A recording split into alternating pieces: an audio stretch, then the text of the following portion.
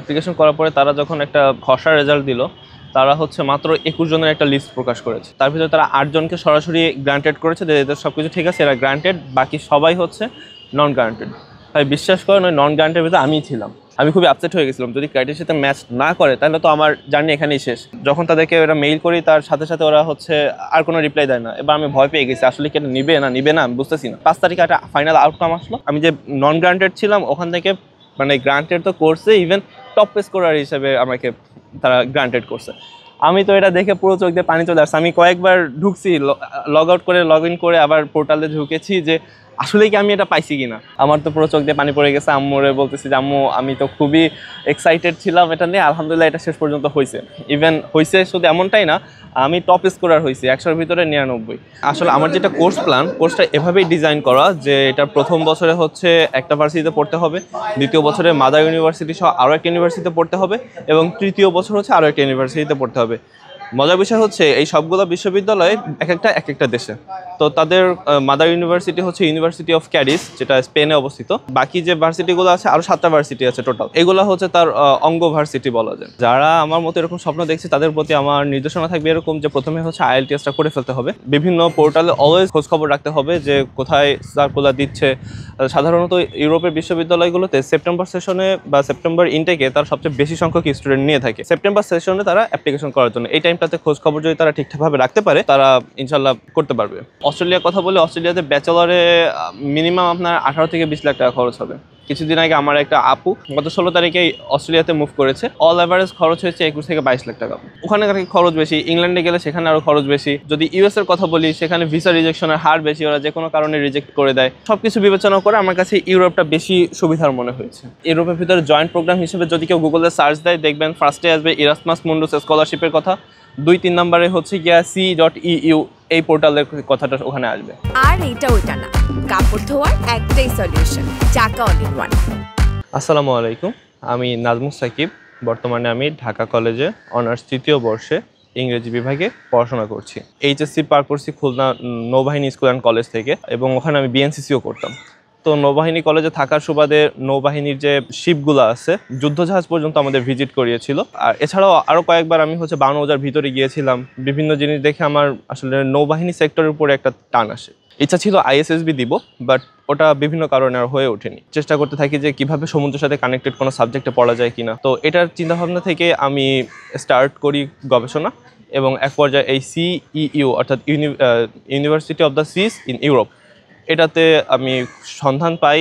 এরপরে বিস্তারিত যা যা করা লাগে পরে আর কি চেষ্টা করছি। ফার্স্ট ইয়ারে আমি যে বিশ্ববিদ্যালয়ে পড়বো সেটা হচ্ছে ইউনিভার্সিটি অফ নেপোলি পার্থেনোপ, যেটা হচ্ছে নেপোলি শহরে অবস্থিত, ইতালির। এটা ইতালিতে। দ্বিতীয় বছর হচ্ছে ইউনিভার্সিটি অফ ক্যাডিস, যেটা হচ্ছে মাদার ইউনিভার্সিটি, এটা হচ্ছে স্পেনে অবস্থিত। এরপরে আরেকটা আছে হচ্ছে আপনার পর্তুগালে, আরেকটা আছে হচ্ছে আপনার পোল্যান্ডে। তো আমি দ্বিতীয় বছরে হচ্ছে পর্তুগাল এবং স্পেনে পড়াশোনা করব, তৃতীয় বছর হচ্ছে পোল্যান্ডে। আমার যে সাবজেক্টটা হচ্ছে সি ব্লু ইকোনমি অর্থাৎ সমুদ্র অর্থনীতি। এই কোর্সটা হচ্ছে খুবই মর্যাদাপূর্ণ ইউরোপে, কারণ আপনি জানেন ইউরোপের চারপাশে হচ্ছে সমুদ্র দিয়ে বেষ্টিত, ভূমধ্যসাগর আছে ওই পাশে। এই সাবজেক্টটা মানে ইউরোপের ভিতরে যেরকম মর্যাদাপূর্ণ, সাথে বাংলাদেশেও আমি একটা ফিউচার খুঁজে পাবো, কারণ বাংলাদেশে হচ্ছে একটা কোস্টাল এরিয়া আছে, জানেন আমাদের সমুদ্র যেটা। তো এ বিষয়ে আমি পড়ালেখা করে আসলে খুবই আনন্দিত। এখানে ভর্তি পরীক্ষা টাইপের কিছু হয় না আসলে। এখানে যেটা হয় সেটা হচ্ছে আমাদের আর কি মূলত পোর্টালটা খুঁজে বের করা লাগে। অনেকে এই পোর্টাল খুঁজে বের করতে পারে না বলে অ্যাপ্লিকেশন করতে পারে না। অনেকেই বলে ভাইয়া কীভাবে করেছেন, কেমনি কি। আসলে এটা এতটা কঠিন না, শুধু সে যদি গুগলে গিয়ে সার্চ করে টপ ইউনিভার্সিটিজ ইন ইতালি বা টপ ইউনিভার্সিটিজ ইন ইউরোপ এই টাইপের যদি সে সার্চ করে তাহলে টপ ইউনিভার্সিটিগুলো সে পেয়ে যাবে। তো তারপরে ওই ইউনিভার্সিটিগুলোর পোর্টালে গিয়ে ওখানে স্টুডেন্ট যে ফর্ম থাকে ওখান থেকে হচ্ছে মূলত অ্যাপ্লিকেশনটা করা যায়। অনেকেই এই বিষয়টা জানে না দেখে এই প্রশ্নটা করে ভাই কীভাবে কী করেছেন। এটা সবচেয়ে ইজিয়েস্ট উপায়। হ্যাঁ অবশ্যই, এটাতে হচ্ছে আমি IELTS পরীক্ষা দিয়েছি, যেটার মিনিমাম রিকোয়ারমেন্টস ছিল ওদের 6। ইনশাল্লাহ আমি এটা আমার ছিল, যে জন্য আমি অ্যাপ্লিকেশন করতে পেরেছি। আরও একটা এক্সাম আমার দেওয়া লাগছে, সেটা হচ্ছে টল্ক এক্সাম। যেহেতু আমার প্রথম বিশ্ববিদ্যালয় হবে ইতালির পার্থেনোপ বিশ্ববিদ্যালয়, এজন্য হচ্ছে আর ইতালি ইউনিভার্সিটিগুলো সাধারণত টল্ক এক্সামটা প্রেফার করে। আর টল্ক এক্সামের মধ্যে হচ্ছে 36 মার্কস ছিল। টল্ক দিয়েছিলাম আমি, টল্ক দিয়েছিলাম 36 মার্কের ভিতরে আমি 34 পেয়েছি আলহামদুলিল্লাহ। এই পুরো যাত্রায় যদি আমি সবচেয়ে বড় চ্যালেঞ্জের কথা বলি সেটা ছিল ধৈর্য। ভাই এরা অনেক লেন্থ করে করে একটা মানে প্রসিডিউর ফিক্স করতো, কিভাবে কি করব এটা প্রথমে বুঝে উঠতে পারতাম না। তারপরে এই গবেষণা করতে করতে কি কি তথ্য যে এক্স্যাক্টলি লাগবে এটাই ছিল সবচেয়ে চ্যালেঞ্জিং বিষয়, যে আমি এটা কমপ্লিট করব না ওটা কমপ্লিট করব। রেজিস্ট্রেশন করার সময় এসএসসি এইচএসসির সত্যায়িত একটা কপি তারা চেয়েছিল। এই যে সত্যায়িত করা লাগবে এটা আমি আগে থেকে জানতাম না। কিছুদিন আগে আমি যদিও করে রেখেছিলাম, আলহামদুলিল্লাহ এরকম মানে শর্টেজ অফ গ্যাপ নলেজ থাকে এই যে মানে কোন কোন ডকুমেন্টস লাগবে এই বিষয়টা। যারা আমার মতো এরকম স্বপ্ন দেখছে তাদের প্রতি আমার নির্দেশনা থাকবে এরকম যে প্রথমে হচ্ছে আইএলটিএসটা করে ফেলতে হবে। এরপরে হচ্ছে বিভিন্ন পোর্টালে অলওয়েজ খোঁজখবর রাখতে হবে যে কোথায় সার্কুলার দিচ্ছে। সাধারণত ইউরোপের বিশ্ববিদ্যালয়গুলোতে সেপ্টেম্বর সেশনে বা সেপ্টেম্বর ইনটেকে তারা সবচেয়ে বেশি সংখ্যক স্টুডেন্ট নিয়ে থাকে। যদিও তাদের ফেব্রুয়ারিতে একটা ইনটেক থাকে, তবে তারা ওখানে তাদের ডোমেস্টিক যে স্টুডেন্টগুলো আছে, ইনবাউন্ড স্টুডেন্ট, তাদেরকে বেশি প্রিফার করে। যদি বাইরের স্টুডেন্টদেরকেও তারা নেয়, ইন্টারন্যাশনাল স্টুডেন্ট নেয় সেপ্টেম্বর সেশনে তারা অ্যাপ্লিকেশন করার জন্য। এই টাইমটাতে খোঁজখবর যদি তারা ঠিকঠাকভাবে রাখতে পারে তারা ইনশাল্লাহ করতে পারবে।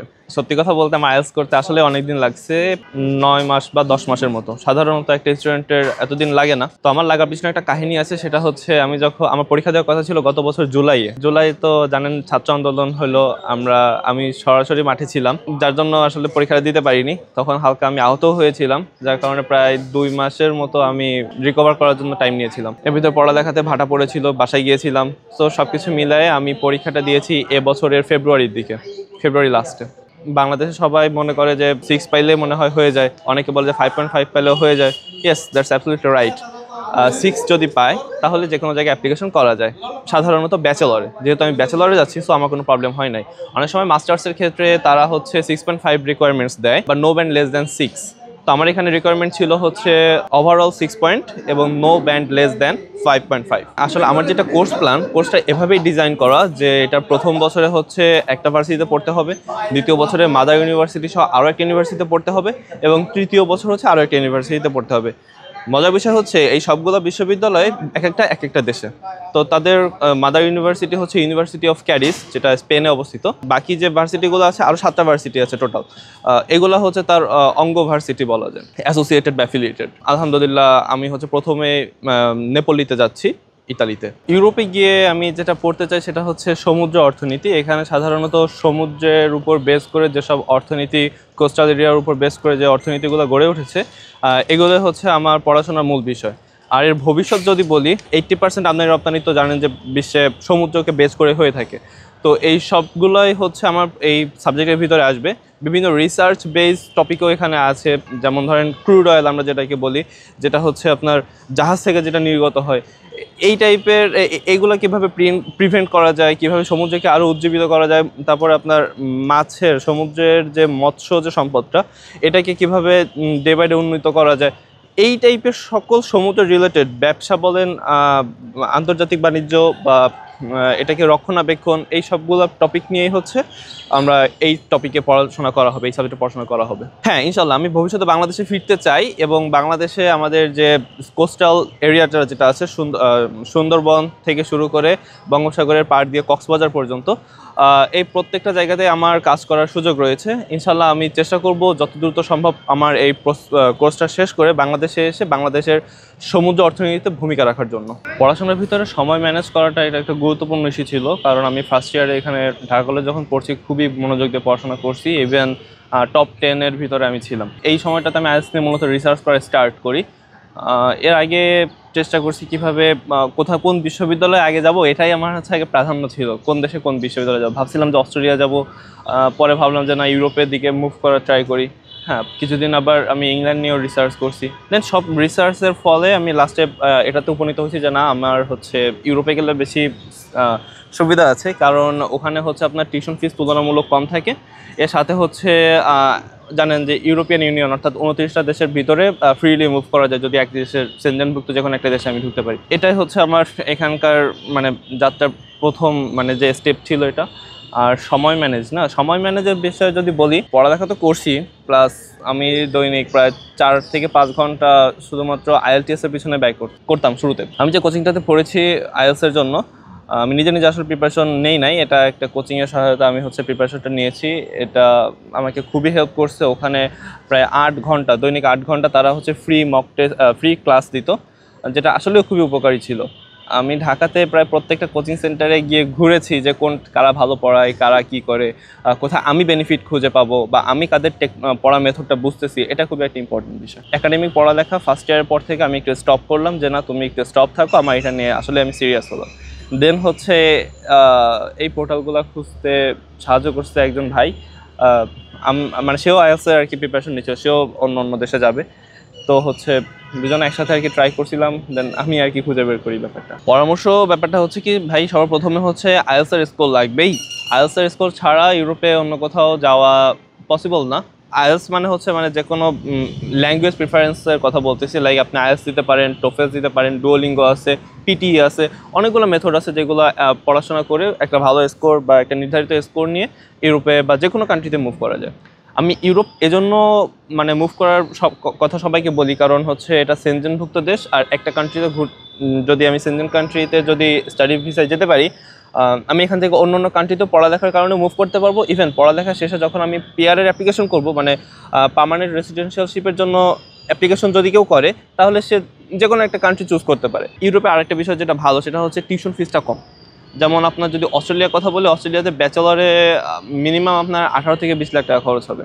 কিছুদিন আগে আমার একটা আপু, সে হচ্ছে গত 16 তারিখে অস্ট্রেলিয়াতে মুভ করেছে, তো তার অল অ্যাভারেজ খরচ হয়েছে 21 থেকে 22 লাখ টাকা। ওখানে খরচ বেশি, ইংল্যান্ডে গেলে সেখানে আরও খরচ বেশি। যদি ইউএসের কথা বলি, সেখানে ভিসা রিজেকশনের হার বেশি, ওরা যে কোনো কারণে রিজেক্ট করে দেয়।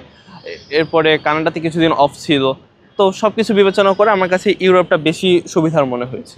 আমি যখন সর্বপ্রথমে এই কোর্স নিয়ে আলোচনা করতেছিলাম, অ্যাপ্লিকেশন করার পরে তারা যখন একটা মানে আমার সব ডকুমেন্টস তারা নেওয়ার পরে যখন একটা খসড়া রেজাল্ট দিল, তারা হচ্ছে মাত্র 21 জনের একটা লিস্ট প্রকাশ করেছে। তার ভিতরে তারা 8 জনকে সরাসরি গ্রান্টেড করেছে, যে এদের সব কিছু ঠিক আছে, এরা গ্রান্টেড, বাকি সবাই হচ্ছে নন গ্রান্টেড। তাই বিশ্বাস করেন, ওই নন গ্রান্টের ভিতরে আমিই ছিলাম। আমি প্রথমে টপ স্কোরার হইতে পারি নাই। হ্যাঁ, এরপরে তারা 3 দিনের একটা সময় দেয়, যে যারা নন গ্রান্টেড আছে এদেরকে আপিল করার মাধ্যমে একটা সুযোগ দেয়, 3 দিনের টাইম ছিল। তো আমি যখন আমি আপিল করেছিলাম, তো আমার যেটা তারা ভুল দেখিয়েছিল, মানে সমস্যা দেখিয়েছিল, সেটা হচ্ছে আমি এসএসসির যে কপিটা আমি দিয়েছিলাম তাদেরকে, সেটা হচ্ছে হয় অস্পষ্ট ছিল অথবা তাদের ইয়ার সাথে, ক্রাইটেরিয়ার সাথে এটা ম্যাচ করে না। আমি খুবই আপসেট হয়ে গেছিলাম, যদি ক্রাইটেরিয়ার সাথে ম্যাচ না করে তাহলে তো আমার জার্নি এখানেই শেষ। আর যদি অস্পষ্টর কারণে যদি তারা এটা রিজেকশন দেয়, তাহলে আমি আবার আপলোড করবো ক্লিয়ারটা, তারা গ্রান্ট করবে।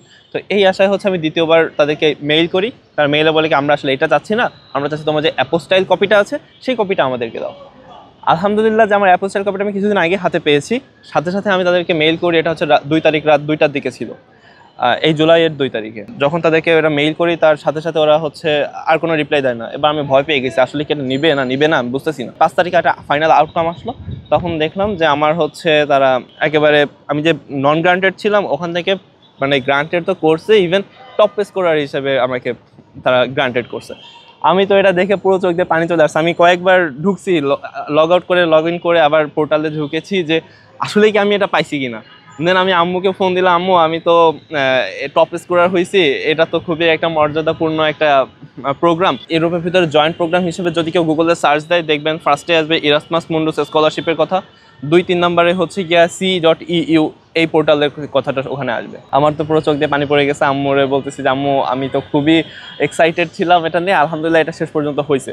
ইভেন হয়েছে শুধু এমনটাই না, আমি টপ স্কোরার হয়েছি 100-র ভিতরে 99। তো আসলে ব্যাপারটা আমার জন্য খুবই আনন্দদায়ক ছিল।